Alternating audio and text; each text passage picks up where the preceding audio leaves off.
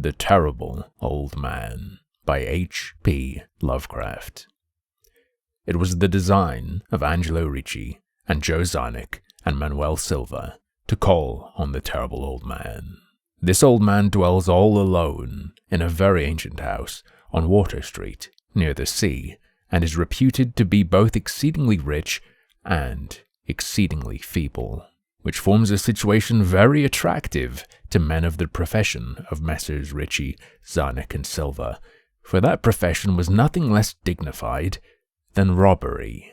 The inhabitants of Kingsport say and think many things about the terrible old man which generally keep him safe from the attention of gentlemen like Mr. Ricci and his colleagues, despite the almost certain fact that he hides a fortune of indefinite magnitude somewhere about his musty and venerable abode. He is, in truth, a very strange person, believed to have been a captain of East India clipper ships in his day, so old that no one can remember when he was young, and so taciturn that few know his real name. Among the gnarled trees in the front yard of his aged and neglected place, he maintains a strange collection of large stones, oddly grouped and painted so that they resemble the idols in some obscure Eastern temple. This collection frightens away most of the small boys who love to taunt the terrible old man about his long white hair and beard, or to break the small-paned windows of his dwelling with wicked missiles. But there are other things which frighten the older and more curious folk who sometimes steal up to the house to peer in through the dusty panes. These folk say that on a table in a bare room on the ground floor are many peculiar bottles, in each a small piece of lead suspended pendulum-wise from a string, and they say that the terrible old man talks to these bottles, addressing them by such names as Jack, Scarface, Long Tom, Spanish Joe, Peters, and Mate Ellis, and that whenever he speaks to a bottle, the little lead pendulum within makes certain definite vibrations as if in answer. Those who have watched the tall, lean, terrible old man in these peculiar conversations do not watch him again.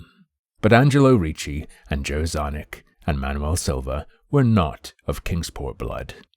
They were of that new and heterogeneous alien stock which lies outside the charmed circle of New England life and traditions, and they saw in the terrible old man merely a tottering, almost helpless greybeard, who could not walk without the aid of his knotted cane, and whose thin, weak hands shook pitifully.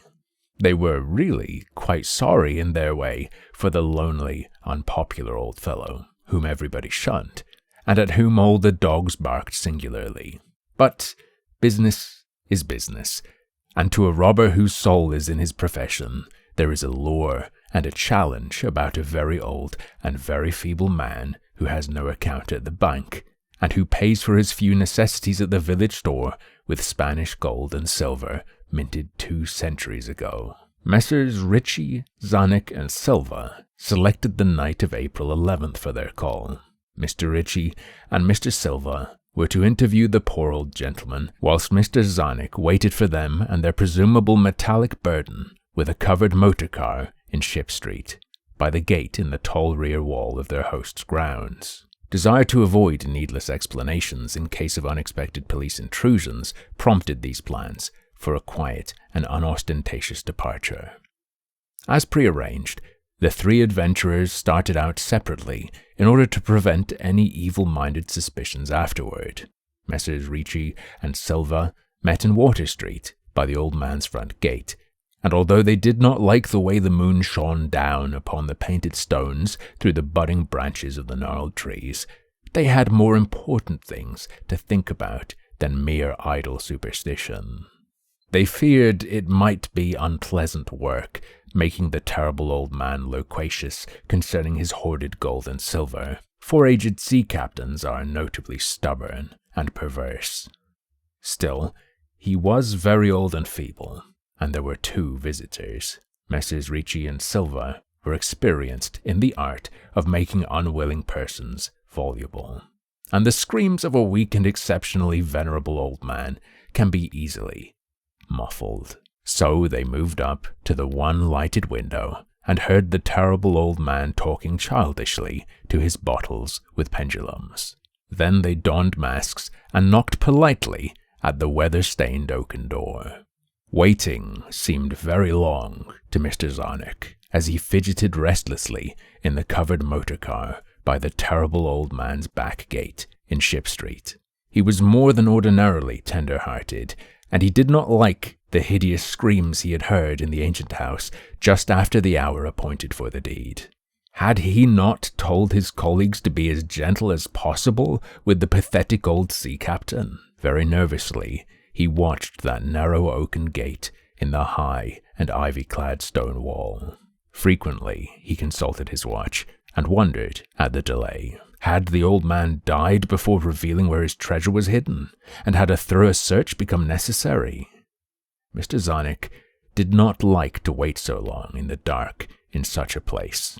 Then he sensed a soft tread or tapping on the walk inside the gate, heard a gentle fumbling at the rusty latch, and saw the narrow, heavy door swing inward.